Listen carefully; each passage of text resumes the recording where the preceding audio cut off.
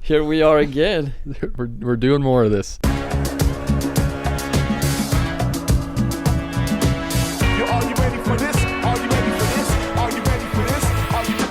Welcome to the next episode of the Many Minds podcast, where our goal is to encourage collaborative community healthcare using many minds for better outcomes. We want to understand what makes your specialty special and how we can support you to provide better care for your patients. I'm Alex Davis, physician assistant, along with Tyler Murray, nurse practitioner. General disclaimer, this podcast represents the opinions of myself, Alex, and any guests that we have on the show.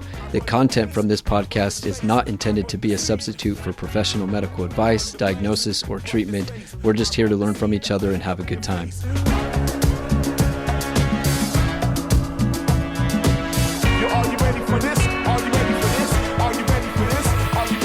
What did we get ourselves into? I have no idea. I don't know how we got from A to B, but here we are. I love it. Yeah, so we're starting. We're going to call this season 2. Season 2. Had a great run for a first year. I think we're ready to do some more. We're going to change it up a little bit. Day 1, it's just you and I. Yeah. We'll kind of get things started. I think this will be a little bit different, but I think it should be fun. One of the key takeaways I had from this last season was the patient stories. So I thought it was super fun to listen to everybody's experience, because in medicine, everybody's got a story. Everybody's got some sort of unique or funny or interesting experience that they've had. And I think that was some of the most entertaining stuff, was listening to people's stories. I 100% agree. I think that's what resonated with most people. In fact, people would come up to me in our inner circle and be like, that story that person shared with you, oh my gosh. And I was like, yeah, it's the stories, man. It's like people love it. They eat it up. Why not? Yeah. Everybody loves a fun story. Yeah. Or a gruesome story, or maybe even a little bit sentimental story. So yeah. I think kind of tapping into that is the right approach here. So. Yeah. So today I thought we'd have a little bit of fun, and we'll do a little friendly competition of story time with Tyler and Alex. I love it.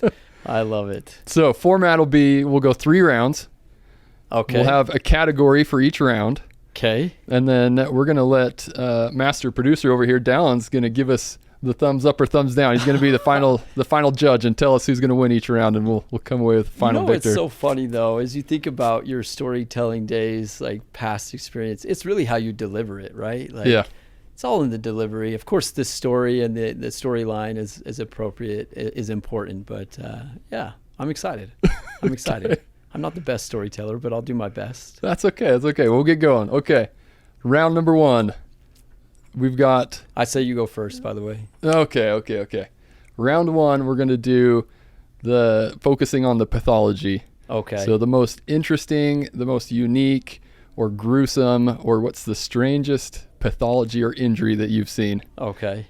Round 2, we'll do, how about most embarrassing moment? Okay. Or sometime you've been vulnerable in medicine. Okay. And then round 3 will be dealer's choice. Just give me something fun. Yeah, I think we can handle that. Does that work? Yeah. Okay. All right. I'll kick it off. Let's hear it. Round 1. Okay. This is most interesting pathology. I used to be, before I got into a PA school, I was an athletic trainer. So I worked in sports medicine. And so I covered collegiate sports at the Division I level. And I was working down at Brigham Young University. The main sport that I covered was baseball, which was my pastime. That's what I grew up with. I've been around the game of baseball forever. Your whole life. Loved it. So people would always ask me, and then I covered football as well. So people would ask me a lot of times, what's the worst injury that you've seen? And the story that I would tell was in baseball, we were warming up before one of the games. It was a home game. And common in baseball, before games, the coach will go out and hit ground balls and fly balls and kind of run the defense through a quick drill for 10 minutes of fielding, throwing around the infield. But you would hit a ground ball to an infielder, they would field that and throw it back to the catcher. And the catcher's meant to be at home plate, focusing on catching whatever his mechanics are, and then toss the ball back to the coach to hit to the next player. And the coach was also a catcher, and so he thought it was good practice to swing the bat in front of the catcher's face right before he catches the ball as a distraction, make sure that they focus on catching the ball, and then they can simulate a tag or whatever it is that they're doing, but focus on catch the ball first. And the infield was in close, so the player's only 30 or 40 feet away, hits a ground ball. The infielder's job is to quickly field and throw right back to the catcher pretty hard. So he's essentially throwing a fastball from 40 feet away. And the coach this time swung the bat in front, accidentally tipped the ball.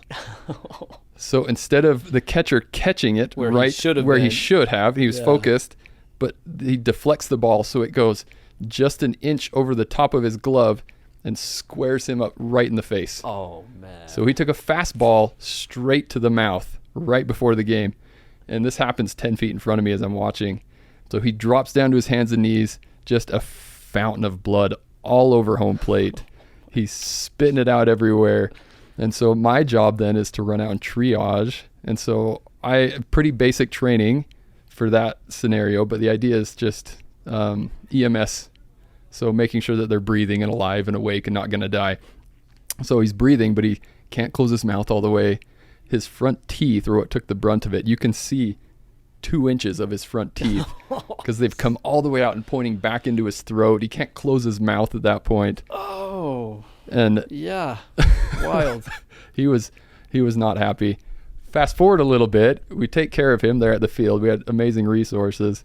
And the next day was a travel day. And my favorite part of the story is that we travel on a bus with 40 college athletes.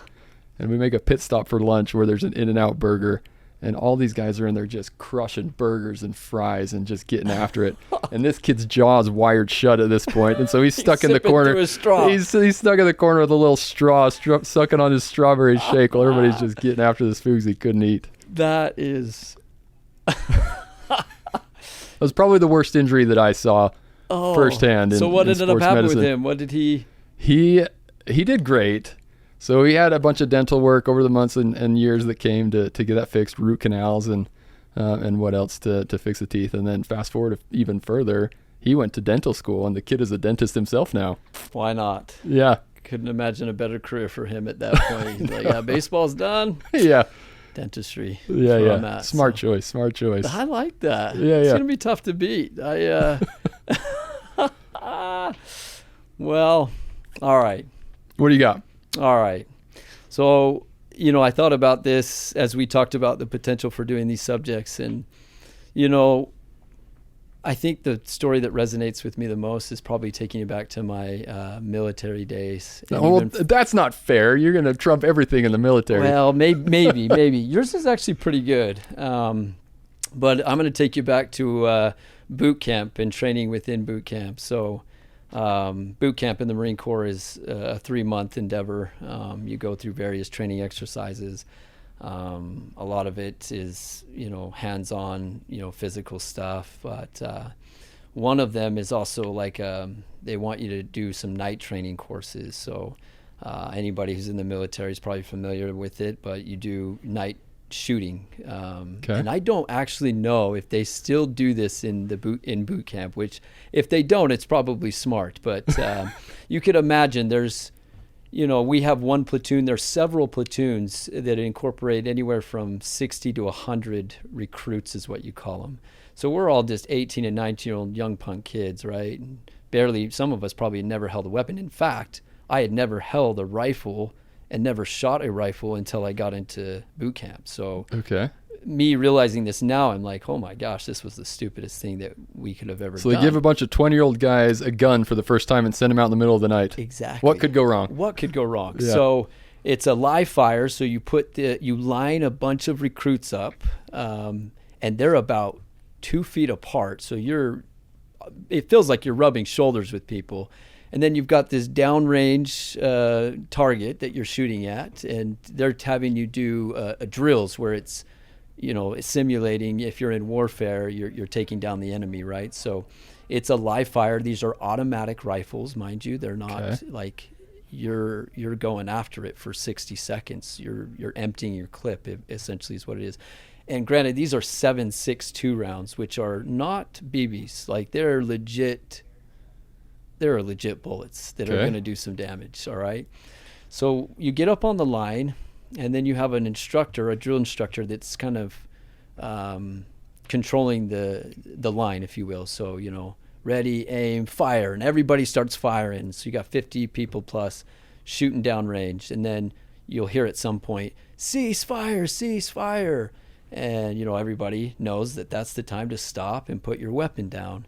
And the weapons are, in the military, you always have a weapon on you. So you have a sling, and so it's kind of just holstered on it. And then you're always at the kind of the ready position to take aim.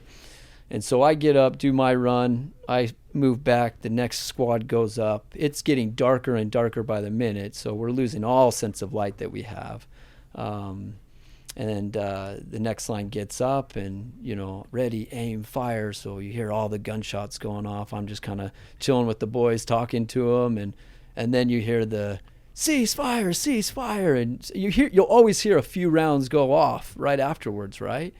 So that all quiets out. And then it goes completely silent. And there's, in my mind, it felt like 20 seconds. It probably wasn't that long, but there was a long moment of silence. And then all of a sudden you hear the gunshot go off. One last phantom shot. One last phantom shot. And everyone had dropped their weapons at that point. And so what had happened was one of the recruits on the line had dropped his weapon down, not put the gun in safety, had his finger on the trigger. The barrel was pointed at an angle down and fired the bullet, and it went through the guy next to him, through his leg. And so everybody's trying to swarm because everybody wants to see what just happened. Yeah. And you got the drill instructors, pulling recruits off, trying to get to the chaos that we just witnessed. For us, we didn't know what happened, but it all started making sense. I'm like, the guy put his gun down, fired it, and it went through the guy's leg. Yeah. And so, really, that was probably one of the most, because I was right there. I heard that. You witnessed the gunshot wound. Pretty much, yeah. And I was like, holy crap, this is real. And our drill instructors taught us, gun safety rules were like day one training. Don't put your finger on the trigger unless you're going to be pulling it. You always put the gun on safety unless you're in the aimed position to shoot. And so, I can't imagine what happened to the recruit. He just got a friendly reminder, said it'll be okay, right? Oh, my God. So then fast forward, though, but then, you go through your training camp, and one of the worst positions you can be in is an injured recruit on a Marine Corps depot, because you don't just get discharged home. That's not how it happens. There is actually a sick bay platoon.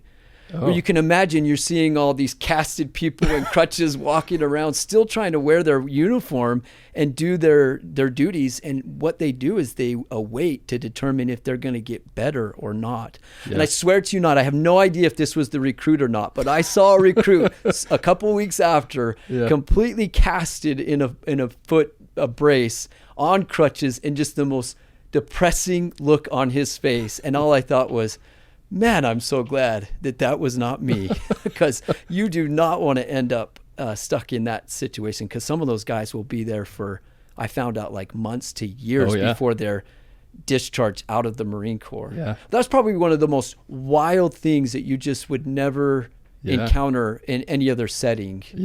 In my mind, I'm like, that was just the wildest thing. Yeah, so. Sometimes through the emergency services, you'll treat something like a gunshot wound.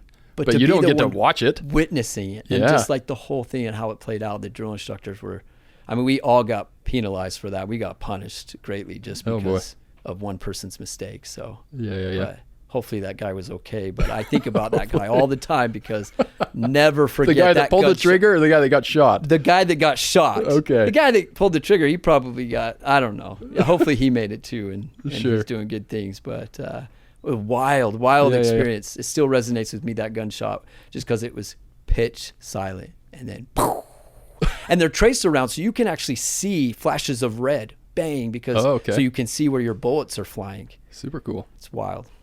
That was a crazy experience. So that's probably my more wild injury kind of stories there. Unique. Going back to the military days. So I like it. Yeah.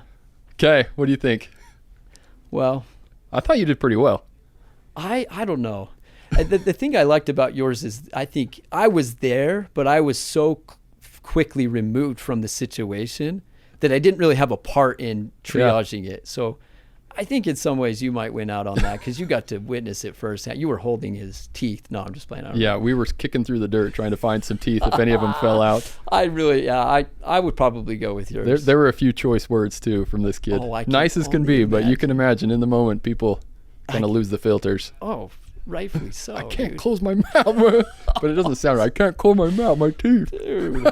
Not to make fun. I love this kid. If he ever hears this by chance, he knows that him and I got along great. Total respect. Can't imagine. I can't imagine.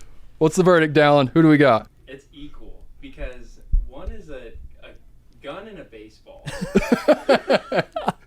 So I'd give Tyler's. Yeah. You actually helped in helping with the team, so I'm gonna give it a neutral. A neutral. We'll accept that. Okay. I'll accept that. I'll take I that was as a worried win. that I was going to get overtaken on I'll take that as a win for me. Now, so now we're going to go to the most embarrassing story. Most embarrassing story. And I led off last time, so I'm going to let you just keep going into this. All right. Most embarrassing, most vulnerable time you've experienced in medicine. So I am going to take you now, fast forward after military days, into my nursing career, okay? So as many of you may have heard in previous podcasts, I worked on the medical surgical unit at one of the local hospitals here. And I did that for several years. So, of course, you're going to see a number of different cases and things like that. So I'm going to try to remember this as in best detail as I can to really lay out the scenario and give you guys a really specific picture of what was going on there. But so I came into work for one of the shifts, and we're responsible for taking anywhere from 4 to 5 patients, and you really don't know what you're going to be taking care of. I mean, most oftentimes you have a general consensus based on the floor you work on, but this patient had come in with I want to say he had some form of a spinal cord injury because he was very dependent on cares, but subsequently he was diagnosed with a gastrointestinal bleed. And I don't know if you've ever had to manage in any capacity Have not. a person with an active GI bleed. But yeah, their bowel movements and things like that are smells and consistencies that you would never fathom in your mind, Sure. if you will. So I've always said nursing is far above my pay grade. I think you're probably right. Yeah. I mean, it takes a special person to be able to go in just to some random person and provide the hygiene cares that you have to for patients that are inpatient. So super nice patient that I take care of. He was an older gentleman. And again, he was dependent for some reason or another. So, I mean, we were Q2 turns, which means you're turning the patient every 2 hours. And anytime he uses the restroom, we're helping clean up, essentially. Now, there is a tech, right? You have a tech on the floor, and for the most part, they handle a lot of the bathroom stuff, if you will. And I actually felt bad because the tech that was with me during this shift had done quite a few changes, if you will.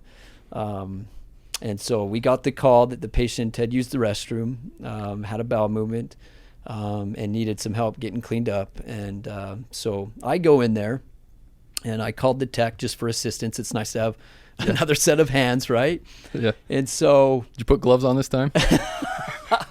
Well, yeah, I decided to this time because I was good. a little worried about what I'd run into. Yeah, But I didn't really know what to expect because I'll be honest, up to that point in time, I hadn't seen any of the bowel movements, so I didn't really know. Yeah. I just got kind of the talking from other techs and telling me what it was like, and it was a pretty scary situation from their perspective. So I go in there, we get all set up, get gloves on, we have the wet wipes laid out, and I don't know about you, but I'm not a one-ply type of guy, if you will. So I appreciate, some people call me I roll it in my hands. You want to make sure you've got enough protection, a barrier between your hand and your bottom. First off, we got to clarify. Are you over the top roll or underneath roll? I'm behind. Is it a beard or a mullet? Behind. You like the mullet coming out, the toilet paper roll coming out the back. Oh, yeah. You're saying the way the roll of the toilet paper. The way you put it on. That's a great question, too. Yeah. I actually prefer it under. So it rolls under and you're pulling it down. Blasphemy. Why? It's always over the top. But why? That's for sure the best way.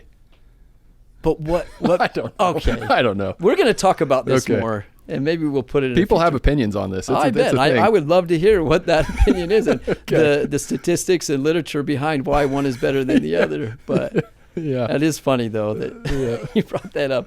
So we get the guy situated. He's got a Depends on, and, we take it off, and there lies the the bowel movement. And I'm kid you not. As soon as I opened it up, the smells that came from that I could never describe to any person other than it was foul. It was bad. And I didn't know, but the tech had already known this and had put something on her nose Sure. to prevent the smells from being as bad. I think they put toothpaste or something. Sure, on the mask or on something. the mask, yeah, exactly. Or had a piece of gum or something. So I'm in there, and he's looking kind of at us. Like, he can see us. He's alert. He's oriented. He knows what's going on. And we get him into position. Again, I grabbed one wet wipe, and the tech kind of looks at me, and I look at the tech, and so then I'm like, I grab 2 more, and then I end up grabbing like 5 to 15, and I've got a whole wad, okay? Yeah. And I'm looking at this wet, and I'm sorry for but it's just loose bowel movement, just loose and everywhere, and there's a lot of it. And I don't know where to start. Okay, so now I have this dilemma in my mind of where is do I this going? This is terrible. Yeah. So I just do what naturally man. feels right, and I just What feels that? I don't know at this point, because I just need to get this done, and all the time I'm thinking, I'm the nurse. I should be doing this. And that's terrible, because nurses should help. Right. They should be helping the techs. Yeah. And so I'm like, why did I say I would do this? And so I've got the wipes in my hand. I've got my hand Questioning ready. everything in life. I'm questioning everything. Why did I do this? And so I look at this big bowel movement, and I ended up just kind of going in and scooping and throwing it down into the garbage and replicating that probably more times than I needed to. And I get down to where I'm just kind of cleaning the skin barrier, if you will. And he's all the time talking to the tech, right? Yeah. And the tech is laughing her butt off at my lack of skill set in cleaning up a bowel movement, clearly. Sure. And he's like, he made some comment, it's something to the effect of, and I'll never do it justice, but he's like, he looked at the tech and he's like, where did you find this wild wiper? And the tech just had a heyday with this. And so I didn't tell you this because I thought it would be a good finishing touch on the matter. Okay. Guess who the tech was? Who's that? Brandy Dawson. No. I swear to you not.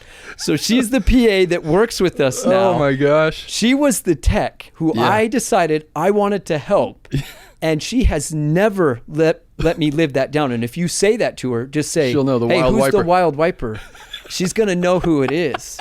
And then I had the mistake of telling my in-laws and my wife's family this story. And I tell you what, they could not get more laughter out of that, and still to this day call me the wild viper. So that's being vulnerable. Oh my God. Dallin, if that doesn't take it, I'm a little worried. There's no way to top that. Yes, that was the craziest experience I've ever had. Oh man. And you got that one for sure. The wild wiper. The wild viper. I'm happy I know that now. I am ecstatic to. Now the world knows that. Oh my gosh. And I guess I just have to own it, you know? I got to own it. Sometimes you got to own things in life. Oh, for sure. Oh my gosh. That was awesome. I passed the baton to you, my friend. Oh, well, nothing near as good. Oh man. Well, I'll go back. I had a lot of my fun times in sports medicine. So I'll go back to another experience I had. I got to do, when I was in graduate school for doing the athletic training program, I got baseball again was my thing. So that was kind of what I always loved. I always imagined myself being involved with baseball in some form. So I got an internship to work with the AAA affiliate team that's here in Salt Lake. They're called the Bees, the Salt Lake Bees. They're part of the Angels organization, which was a big deal because that's really the buffer. That's the next step to the major leagues. So these are real professional athletes that they're are going after it. Yeah, they're at the peak of their careers, and some of them are the professional athletes that are just coming Called back. down. Yeah, they go back on like a rehab assignment or whatever it is. But you're right on the threshold of the big league guys and the big money and the big contracts and all the fame and fortune. So it was a big deal, and I was excited to be involved in that environment. But I was fresh out of my undergrad, so I was early 20s. I was probably 23 years old or something like that. And I played baseball through college as well. So I was just barely removed from being the athlete, not to that level, obviously, but I was just recently playing competitive baseball. Yeah. And then I get put into this situation as the first time being kind of the professional, being the caregiver in that setting. And so it was a little bit of a weird transition to get started, not being the athlete, but now being the caregiver. And so the first couple of weeks into this experience, I was probably spending way too much time like being the athlete, right? So hanging out with the guys in the clubhouse, just doing whatever Mingling, I could. Mingling, doing whatever I could to kind of have the experience, kind of live vicariously what that would be like to be the professional athlete. You weren't ready to hang up that hat yet. No, it was forced on me. It always is. But it was a ton of fun. And naturally, as the games go on and it's competitive and you get to know these guys personally, like you're really cheering for them. You want them to do well because you realize this is their livelihood. You see their level of commitment and the hours they put in. Oh, yeah. Yeah, they're lifting, they're training, they're practicing, they're playing 6 days a week and traveling all over. Like, this is a big deal, and that's their livelihood. If they do well and they win, then they secure a career and they help themselves financially. And if the opposite is true, if they don't do well, if they're struggling, if they're losing, they're going to lose their job, which is, it's pretty wild to imagine that. If that was true in any other professional setting, it's hard, it's stressful. So all of that to say that when they do well, you feel for them, you want to cheer for them, you want them to succeed. And so early on, there was a game where they had come back, and it was the end of the game in the 9th inning, and they'd made a comeback, and the last guy up to bat hits a walk-off base hit, right? And the guy comes around and scores. The energy in the building. Oh, yeah. People are going nuts in the fans. People are loving it. The guys on the team, when you celebrate a walk-off, people jump over the fence. Field. Yeah, you storm the field. They're throwing water bottles and seeds, and it's a party, and they're high-fiving each other. And then everybody in baseball, they do a little congratulatory high five and handshake, and they meet each other at the mound out in the middle of the field. And so before I knew it, my natural instinct was I hopped over the fence and I'm high fiving guys and I'm halfway out onto the field to go shake hands with everybody.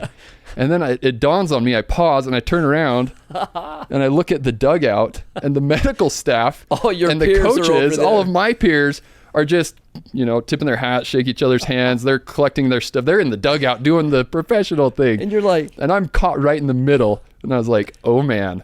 Commitment time. What side are you on? Which side of the fence am I on? Whose team am I a part of? And at that point, for me, it was too late. I'd crossed the threshold. It was too late. Yeah, you're celebrating. So I'm the only staff member that's out on the field high-fiving guys and shaking hands like I just won the game. I'm shaking everybody's hand across the pitcher's mound, and they all are like giving me this weird look because I've never seen somebody on the staff actually come out and congratulate them after a game. You just go back to the dugout. Yeah, I just was getting intel on kind of making sure everybody was good. Yeah. And then sure enough, the guy that was like my preceptor that was overseeing me when I came back, he's like, so you went out on the field, huh? And I was like, yeah, I don't know. Got excited. Yeah. Yeah, sorry about that. I know, I get it. I know. That's okay. That's one of those mistakes though. You got to embrace for sure that. I bet the teammates appreciated, the players appreciated seeing you out there. Yeah, I think they got a kick out of it too. They kind of let me have it for a little while afterwards. That's awesome, dude. Yeah, tons of fun. Awesome. A little embarrassing, but that's what you learn from. Yeah. Oh, man. Well, I could see you doing that, I guess, more so than anything, because we all get caught up in the moment, though. Yeah. So. Yeah. Tons of fun. Well, all right. What's the verdict? Round 2. Tyler, I know. Tyler gets that one all the way. Dude, now I'm kind of regretting sharing that, dude. Yeah, you went far. I did go far. And that's because of this guy. I always worry like he's going to have some like just stellar story and I got to stay up to speed with him. The nursing's where it gets you every time though, I'm telling you. I've heard wild CNAs especially. CNAs do some things that I'm like, holy cow. Oh my goodness. We used to have a friend that was a CNA that would come, like when we were in college, that was the part-time job in college, and she would come back and tell us some of the wildest experience of what she did on her shift. And I was like, there is no chance. I would never survive in that world. It's, just the things that happen in an inpatient hospital that you just would never believe happen. And it's just like, if you didn't see it for yourself, you'd be like, that no way that happened. Yeah. So. Okay, round 3. Dealer's choice. This is, I guess, any kind of story you want to tell, any kind of vulnerable experience or fun situation. Yeah. I guess I'll go this time. Yeah. Go ahead. One experience that came to mind was so unique to me in medicine that I never thought I would experience or have a chance to see. Through my schooling, through PA school, going out on the rotations, a couple of them are a little bit tricky to secure because there's so much demand. There's so many students that are trying to get in for a required rotation. Of course. Family medicine and pediatrics and emergency room and things like that. But women's health is one of them that's hard to get into because preceptors just don't take a ton of students. But you have to there's a required hours. Requirement. You have to be involved. You have to have experience in OB and GYN to get through your schooling because that's primary care medicine. So one of the rotations that our school had available was the women's prison that's just right around the corner from us. Used to be. They've moved it now. No, you didn't. But, you went to the prison and did a rotation. Yes, I did my. Guy. I did 6 weeks at the prison. Yeah. And that was my women's health rotation. Women's care. So specifically in the women's section of the prison, they've got their little infirmary, and they do all their well woman exams. They've got OB checks because, believe it or not, there's a handful of pregnant inmates, which we'll describe how that happens another time. But and then they've got like a dentist that comes in, and they've got general medicine care for the basic essential cares. Yeah, but you have to provide those OB and GYN services in the prison even. I'm glad they do that. Yeah. So that was my rotation, and so I spent a few weeks over there at the prison, and that was one experience of just doing women's health in that setting, which there's pros and cons to that.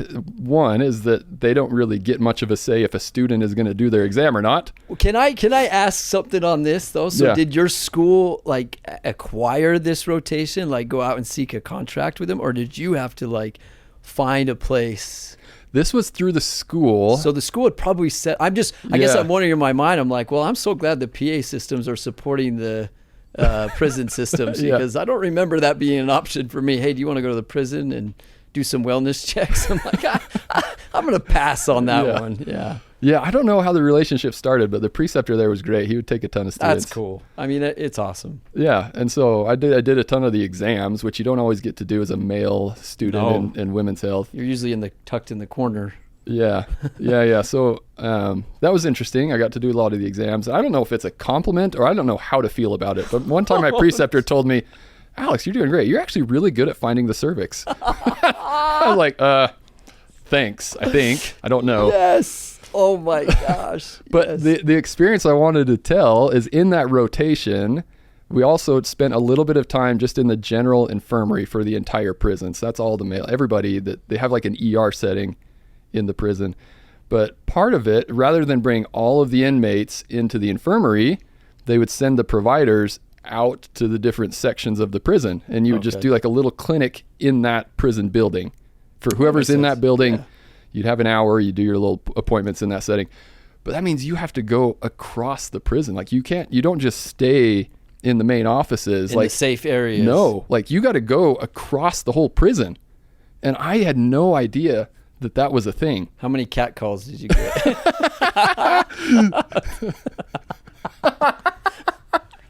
That's terrible.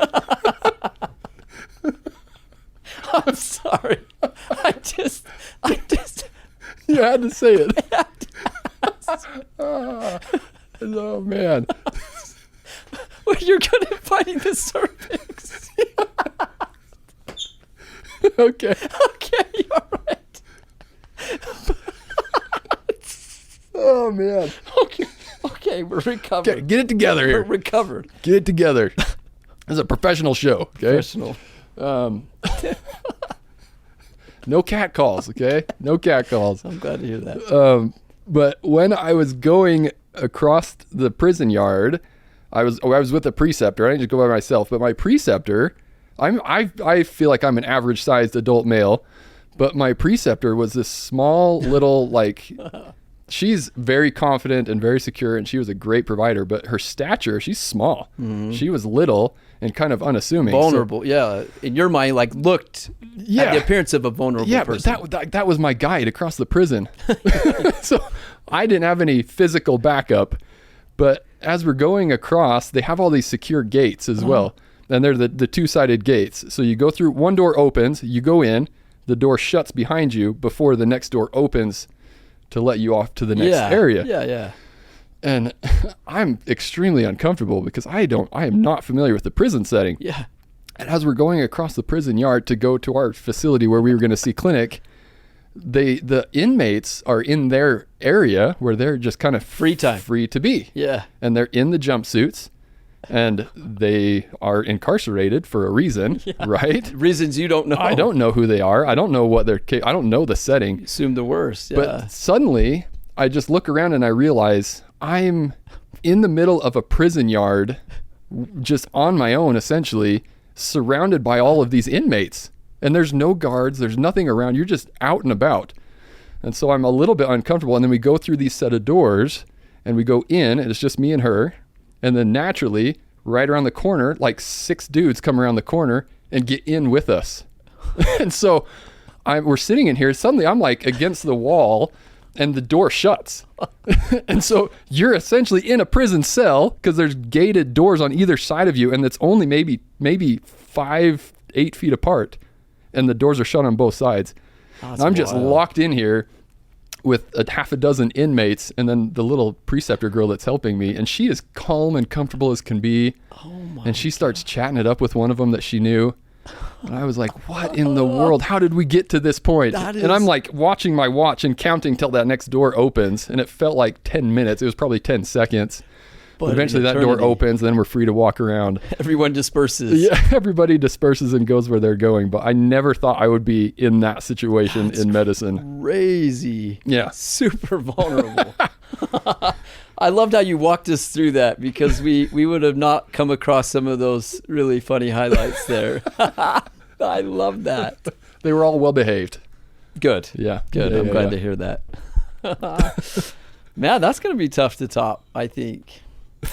I'm gonna have to go with just, I guess my intuition tells me to tell you the story about one of my first clinical rotation, but as a nursing student.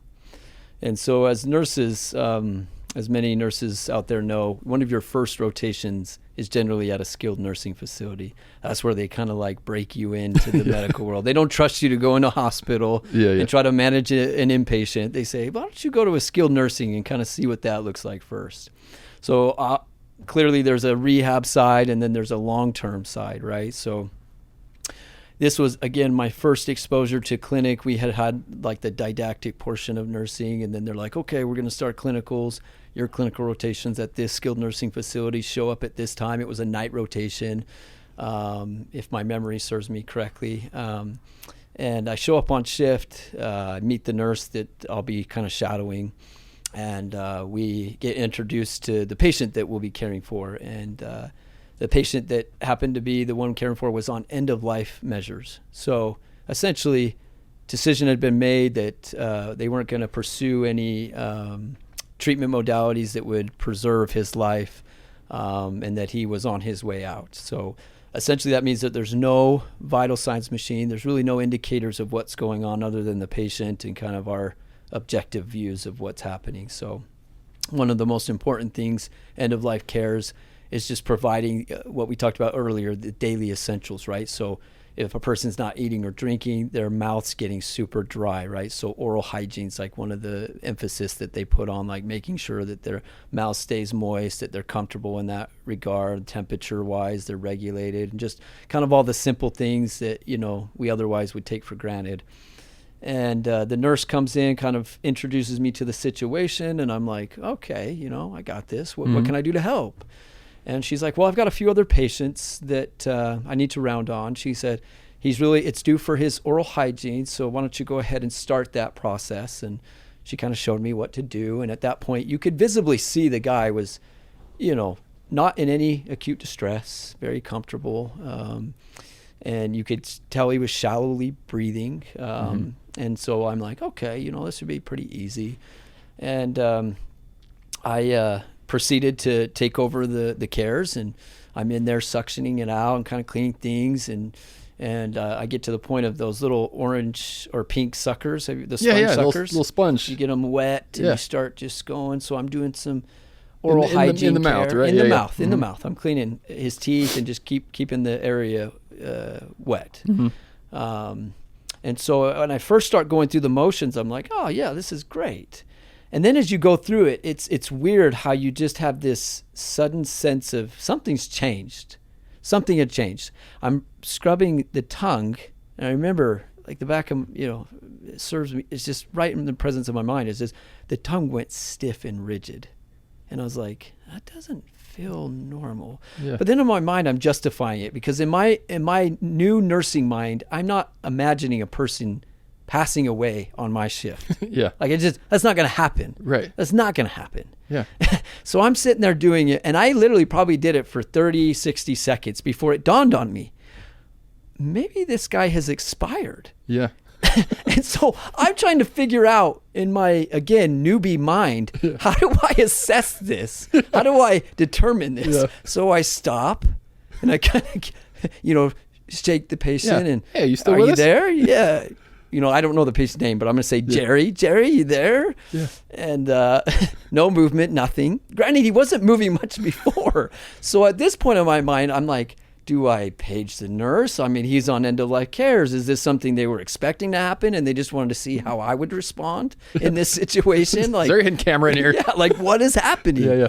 So I realized that the patient probably had expired and went out and got the nurse. And, I don't want it to be all about just that moment, but it was amazing to see the process that happened immediately following that. So the nurse comes in, basically says, what time did you notice this? And I gave her a quoted time of what I suspected when it happened. So that was kind of the time of death. And then they go on to do this. They inform the family, let them know, because family was not at bedside at that moment. So they go out and they outreach to the family. And then what I didn't know at that time was so much happens in that span of time. Because now you've got a patient that has expired, and if they're an organ donor, there's movement and things that have to happen pretty immediately. And so what felt to me, we talked about time, like presence of knowing what amount of time has passed. It felt like only 15 minutes had passed, and this girl comes rolling up with this black box. She's really serious looking. And I'm like, who is this? What is this family? Is this, who is this? And she comes in and she's like, I'm here for the, and I wish I knew the medical terminology, but she was going to be, She was going to harvest? She was going to harvest her eyeballs. Oh my goodness. And the nurse is like, oh, you're here already. Great. He's just in room whatever, and proceed this way. Tyler, do you want to go watch? Yeah, I want to go in and witness this. Yeah. And I have never seen such calm and confidence out of a person. And literally, I had been scrubbing his tongue while he was breathing and alive. Yeah. And in my mind, 15 minutes later, we're extracting his eyeballs out of his head. And I'm just trying to put this all together in my mind of like, what is happening? What is happening? So she proceeds to do the procedure, and without getting too gory, it was just amazing. It only takes a few cuts and you've got the eyeball in your hand. And then she takes the lens off and then separates the different things. And I asked her, I said, well, what happens with this?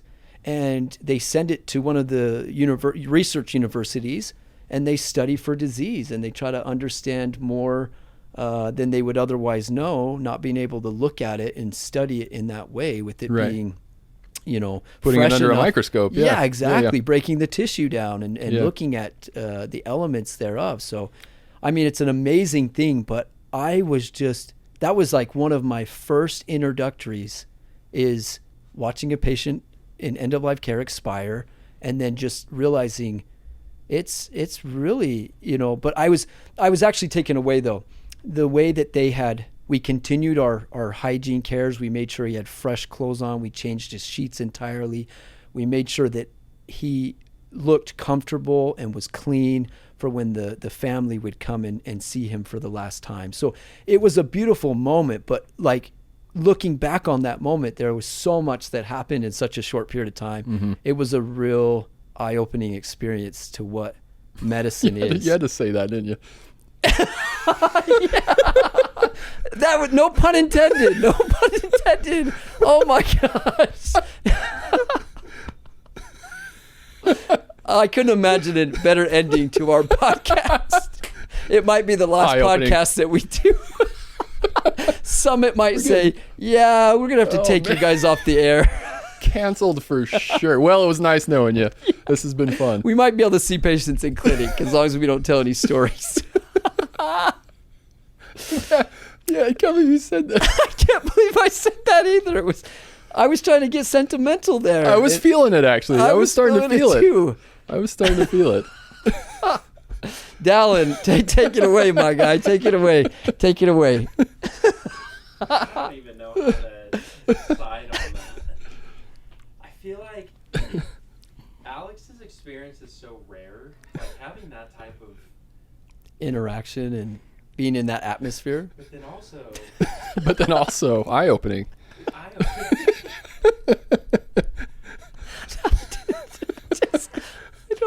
I don't know, dude. I'm feeling it today. I don't know. I feel like the way that it ended has to It goes to Tyler. I agree. Hands down. We got a victor for the day. Storytime champion, Tyler Murray. It's all about the delivery. We talked about it. Yeah, we did. That was it. Oh, man. For sure. Oh, man. Also eye-opening. By the way, if you've done a speculum exam, Yeah. have you ever done it without a sheet Oh, to drape the patient?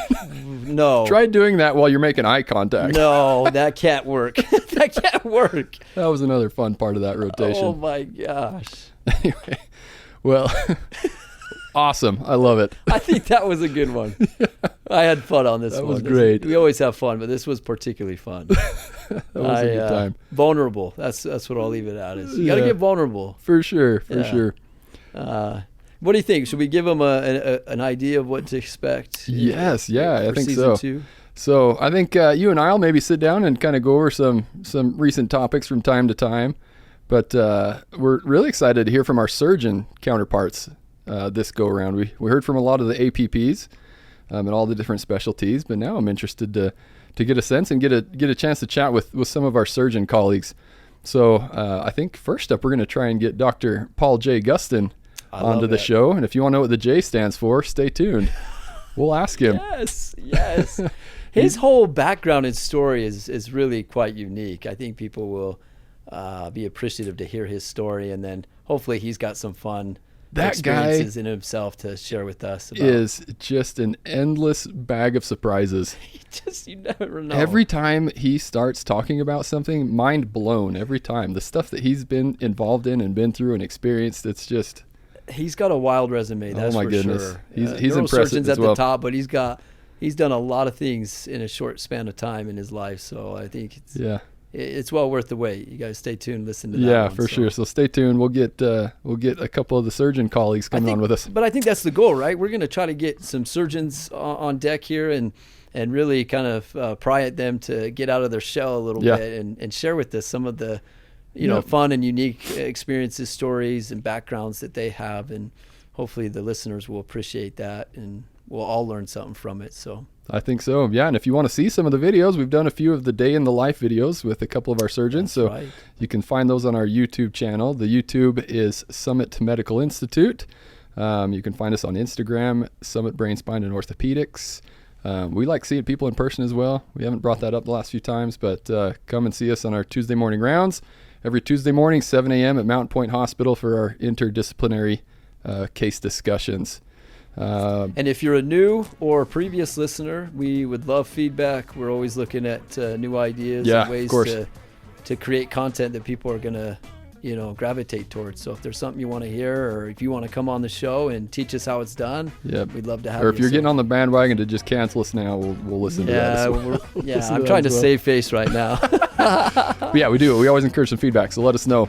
We appreciate our production team. Dallin, big help today. Appreciate that. Amelia Gave you the dub. Yeah, I don't know what you paid him, but you should have a belt or something. I know. Anyway, but this has been a lot of fun. So we'll keep it going. Season 2 of the Many Minds podcast, encouraging collaborative community healthcare. Many Minds for better outcomes. We'll see you next time. Peace.